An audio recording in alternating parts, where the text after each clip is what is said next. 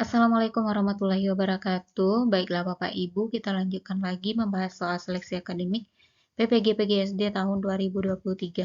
Ini program ke-16 sesuai dengan FR Juli. Kali ini kita akan membahas energi potensial dan energi kinetik serta beberapa soal lainnya. Soal pertama. Pengamalan sila pertama Pancasila yang benar adalah A. Bergotong royong membangun jembatan, B. Rapat membahas pembangunan masjid, C. Tidak memakai obat terlarang dan tidak minum minuman keras, D. Menolong orang yang berbeda suku. Jadi jawabannya adalah C. Tidak memakai obat terlarang dan tidak minum minuman keras.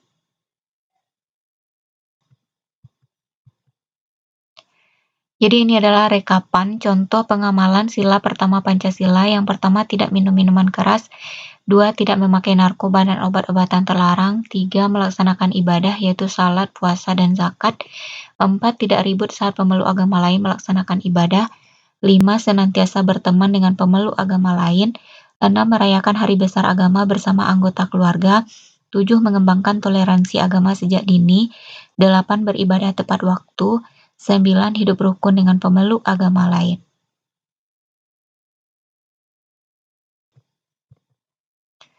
Soal kedua, BPJS adalah implementasi dari pembukaan Undang-Undang Dasar 1945 alinea keempat, yaitu A. Memajukan kesejahteraan umum, B. Mencerdaskan kehidupan bangsa, C. Melindungi segenap bangsa Indonesia, D. Ikut melaksanakan ketertiban dunia.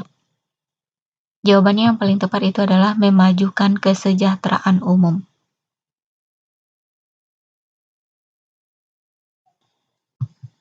Soal ketiga, saat berkendara dengan motor, kita diwajibkan menggunakan helm, membawa surat-surat motor, berhenti saat lampu merah, tidak menyeberang sembarangan. Dari contoh tersebut, kita telah mengamalkan Pancasila sila K, A1, B3, C4, D5.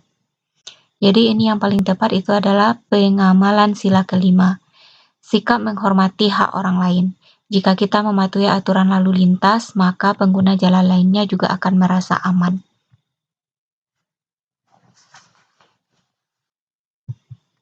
Soal keempat, berikut ini yang merupakan tugas dan wewenang Mahkamah Konstitusi adalah A. Mengadili pada tingkat kasasi, B. Menguji peraturan perundang-undangan di bawah undang-undang, C. Memberikan pertimbangan dalam hal Presiden memberikan grasi dan rehabilitasi, D. Memutuskan pembubaran partai politik, dan memutuskan perselisihan tentang hasil pemilu. Jawabannya yang paling tepat itu adalah D.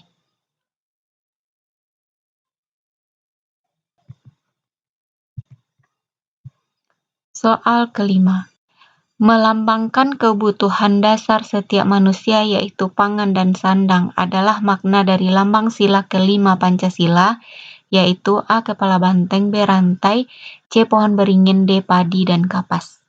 Jadi lambang sila kelima Pancasila itu adalah padi dan kapas.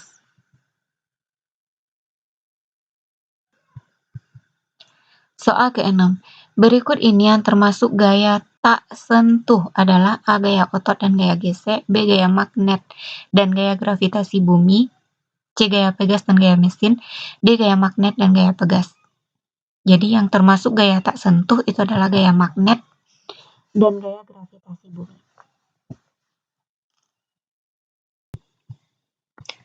Soal ketujuh. Perhatikan pernyataan berikut. 1. Menghancurkan sel darah merah yang sudah tua. 2. Menggumpakan lemak untuk dicerna. 3. Membunuh bakteri merugikan. 4. Memproduksi zat yang dibutuhkan tubuh. 5. Membantu fungsi enzim lipase. Dari pernyataan di atas yang merupakan fungsi cairan MP2 bagi tubuh adalah A1, 2, dan 3, B2, 3, dan 4, C2, 3, dan 5, D3, 4, dan 5. Jadi jawabannya adalah 2, 3, dan 5.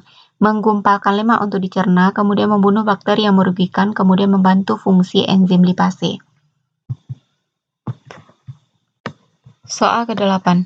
Cara penanggulangan tikus dengan simbiosis yang ramah lingkungan adalah A. Memasang racun tikus di setiap lubang tikus, B. Membuat perangkap tikus, C. Memasang rubuh atau rumah burung hantu di area persawahan, D. Memelihara ular pemangsa tikus. Jadi yang paling tepat itu adalah memasang rubuha atau rumah burung hantu di area persawahan. Karena kita tahu burung hantu adalah predator alami dari tikus. Soal ke-9, perhatikan gambar berikut. Ini adalah gambar bola yang dilempar, kemudian kembali jatuh menyentuh tanah. Energi kinetik terbesar dan energi potensial terbesar ada di titik A dan C, B, A dan B, C, B dan C, D, C dan A. Jadi kalau kinetik terbesar yaitu ada pada titik terendah, sedangkan energi potensial terbesar yaitu ada di titik tertinggi. Jadi jawabannya adalah A dan B. Ini sesuai dengan konsep hukum kekekalan energi mekanik bahwa EM itu sama dengan EP ditambah dengan EK. Jadi ketika di posisi tertinggi, EP itu karena rumusnya adalah M kali G kali H, jadi ketinggian itu berpengaruh untuk menentukan besar kecilnya energi potensial.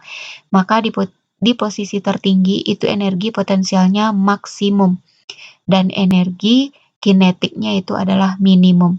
Dan sebaliknya di titik terendah itu energi potensialnya minimum dan energi kinetiknya maksimum. Maka energi kinetik terbesar ada di titik terendah yaitu A, kemudian energi potensial terbesarnya itu ada di titik B.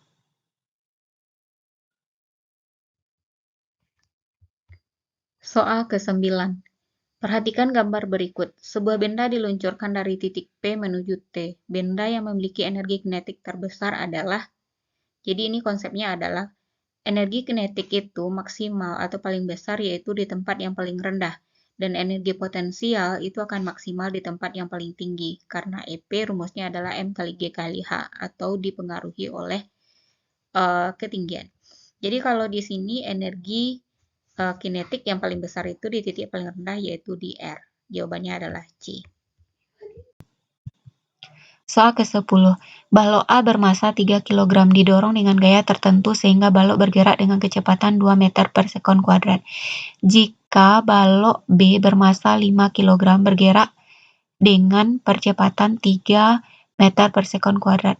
Perbandingan gaya balok A dan balok B adalah A2:3, B3:5, C2:5, D4:5. Kita lihat pembahasan gaya itu sama dengan massa kali dengan percepatan. Kita bandingkan antara gaya A dengan gaya B. Gaya A, M kali A sama dengan 3 kali 2, 6. Untuk B, 5 kali 3 sama dengan 15. 6:15 sama-sama dibagi 3 itu sama dengan 2/5.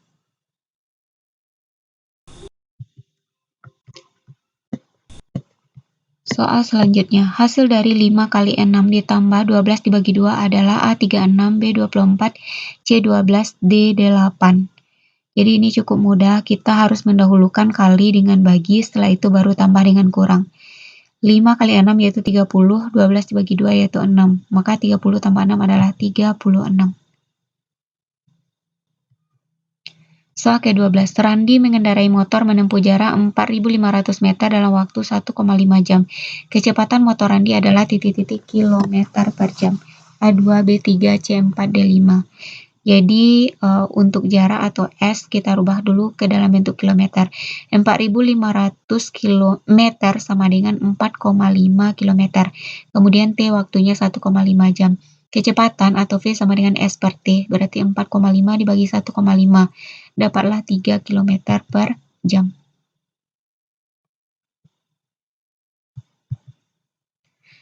(13) Budi berangkat mengendarai motor dari desanya ke Semarang yang berjarak 60 km menghabiskan 4 liter bensin. Jika dengan kendaraan yang sama dia pergi ke Yogyakarta dan menghasilkan 7 liter bensin, berapakah jarak desa Budi ke Yogyakarta?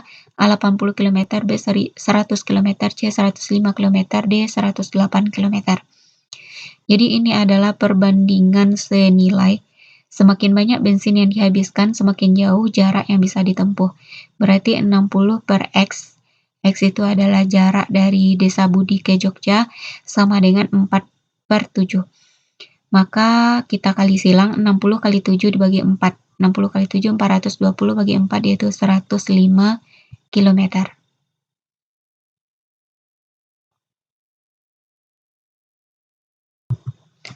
Soal selanjutnya.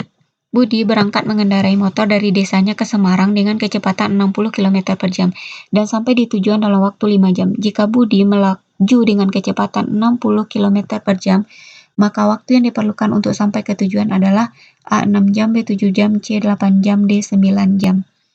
Jadi ini adalah perbandingan berbalik nilai. Semakin kecil kecepatan, maka semakin besar waktu yang diperlukan. Dan sebaliknya, semakin besar kecepatan, maka semakin kecil waktu yang diperlukan untuk menempuh jarak tertentu. Maka kita cari 60 per 50 itu sama dengan X per 5.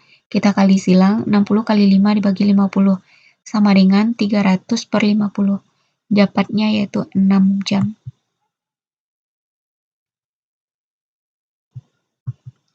Soal terakhir. Apabila penggaris atau mistar plastik digosok pada rambut yang kering kemudian didekatkan pada sobekan kertas kecil, maka sobekan kertas kecil tersebut akan tertarik dan menempel pada penggaris. Pernyataan ini termasuk pengaruh gaya, A. Gesek, B. Pegas, C. Listrik, D. Dorong. Jadi, ini adalah gejala listrik statis. Maka jawabannya adalah C. Demikianlah Bapak Ibu pembahasan soal pada video kali ini. Semoga bermanfaat dan saya doakan semoga Bapak Ibu lulus pretest PPG tahun ini. Amin amin ya robbal alamin. Demikian saja. Assalamualaikum warahmatullahi wabarakatuh.